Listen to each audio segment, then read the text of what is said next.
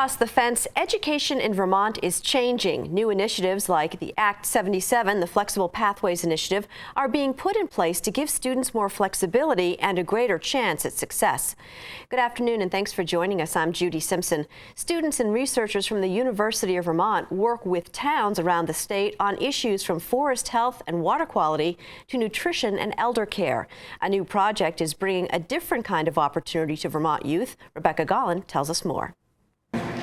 Feeling that, if you work in St. Albans, you're going to go pick up your groceries on the way back from St. Albans. Alex Hamel and Moses Delane live in Fairfax. They know a lot about their town. We know that a fifth of the population of Fairfax is youth, 19 years or younger. That was like the K through 12 population we used. We also looked at some commuting numbers where it was like 300 people or so were coming into town for work, but then 1,800 were leaving town to go work. The two are seniors at BFA Fairfax. They've been working on a project this year that will strike a chord with Vermont teens who live in rural communities. The basic thought is no, there's nothing to do in Fairfax. The surprising part was the numbers behind that saying, actually, this is how many people agree with you and are actively doing what you're saying and saying they're leaving town so they can go enjoy their lives. So using anecdotal evidence was very powerful for us, and that's where it was a jumping off point, where we keep hearing these ideas of there's nothing to do in Fairfax. And then we were looking at well, why? And that's when we started using census data. Delane and Hamel worked with graduate students in community development and applied economics from the University of Vermont. The high schoolers learned how to use census data as well as their own research to create a community profile. Then they used that information to tackle an issue in their town. In their case, it was turning an old community center into a teen center. Sometimes you just want to spend time with friends and you have just an activity in the background. And that's the thing. The teen center, even if it just causes a place where it's like, this is a place where activities can happen and you get to be primarily with your friends, we just don't have that. And this would be an opportunity to have that. In March, the students attended and participated in one of Vermont's traditional community events. And I ended up being able to speak at town meeting, which is significant in a way because I'm not a voter, therefore they had to let me speak. So there had to be sentiment of the town even being able we want to hear this teenager speak and let his voice be heard to us. The students sometimes don't think that they have voice, and then so they don't use their voice, and then it doesn't get heard. And so I think through this project there's been that outlet for these students to have that voice, to portray that voice, for the folks and the adults, the other people in our community outside the school to hear that voice a bit, and so it's benefiting both sides. The money is already being raised for the renovation, but there's still a ways to go. The information gathered by Hamel and Delane support the need for a teen center in Fairfax.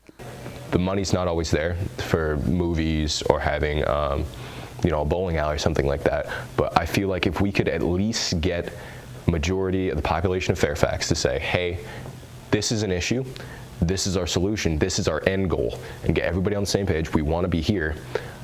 Even though the money's not there right now, the motivation is still there, and people remember the motivation. It's sticking in the back of their head. The problem facing rural youth is not germane to Vermont, but of course we know that it's here. So we have many youth who live in rural areas in Vermont and around the world who don't see a really bright future in their own communities. And if they would only realize potential in their own communities, perhaps they would choose not to flee, but they would choose to stay and develop their own entrepreneurial enterprises. Jean Kolodinsky is a professor in CDAE.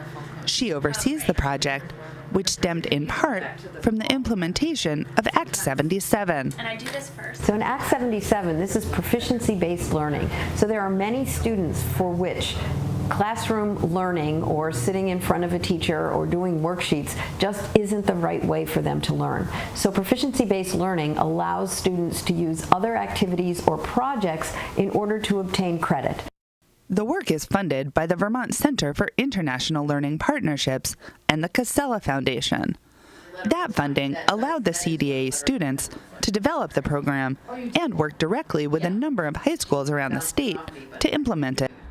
in the first semester, it was really about building the program from the ground up because no one had done this before, and it was Wei Wei Wang really worked with the good group from experience BFA for us as Fairfax. graduate students. It was a chance for her to use the knowledge she's gained to transfer hands-on skills to the high school students and their teachers.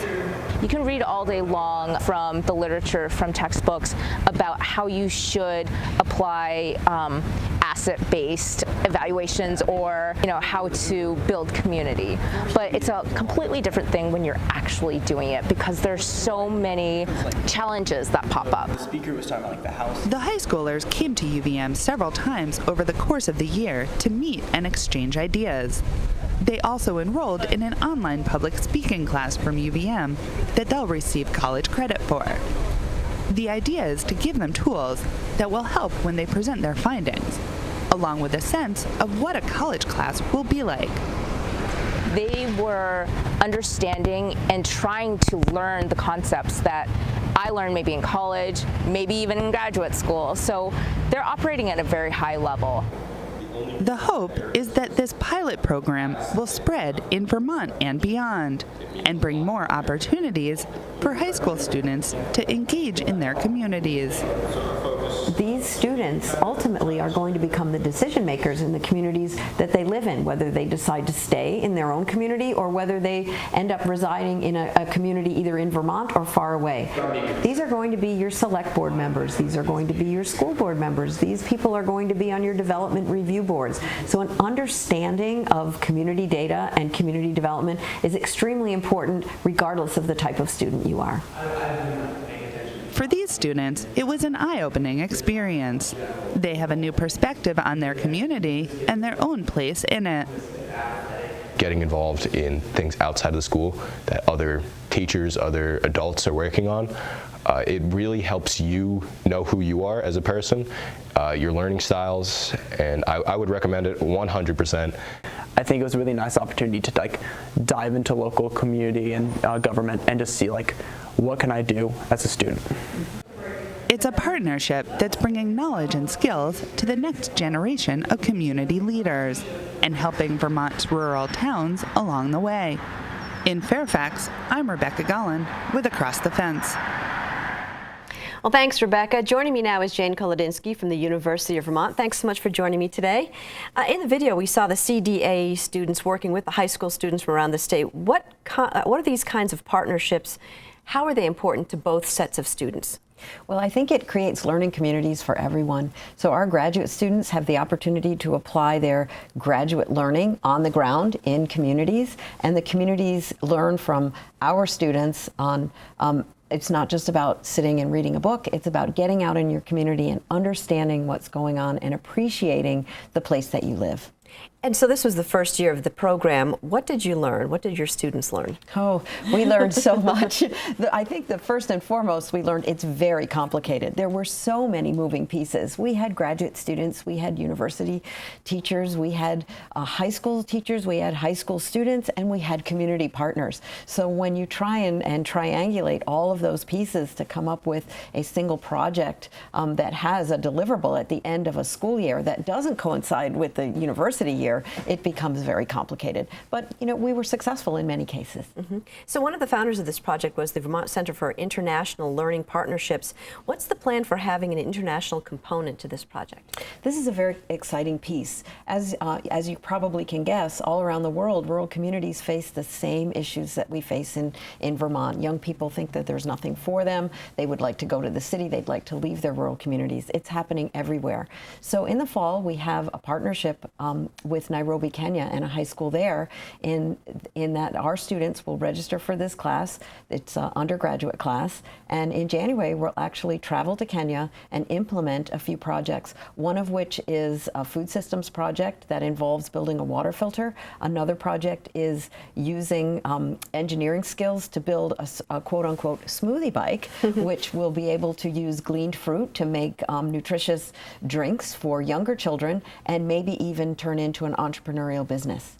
And so you recently traveled to Peru with a group of students. Tell us about that project. Oh, that was so exciting. We just got back in May, and with that project, it's the third year that we've been going to Peru, and our students are studying the value chain of native potatoes in Peru. There are over 3,000 varieties of potatoes in Peru, and we were wondering whether tourist restaurants actually promote native potatoes on their menus. We know Go Local and Localvore is very popular in Vermont and in the States, but was it popular in Peru? And what's the community development portion of that?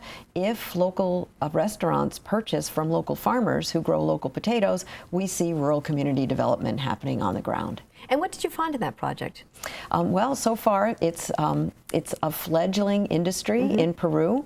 There's a lot of restaurants that change hands rather quickly. So restaurants that we visited last year were not still in business this year, but that when it does happen, there is that value chain that the restaurants buy from the local markets, which buy from the local farmers, and they're really spreading the word about native potatoes, their value, their taste, and their contribution to Peru's economy. And do these restaurant owners realize that when people go to visit their country, they're interested in tasting local food? Well, this year we actually interviewed the tourists, and many of them absolutely were interested in the local food and local culture and would like to see more and eat more at local restaurants rather than just the tourist places. And so what are some of the other projects or partnerships going on in CDAE? Oh, we have so many.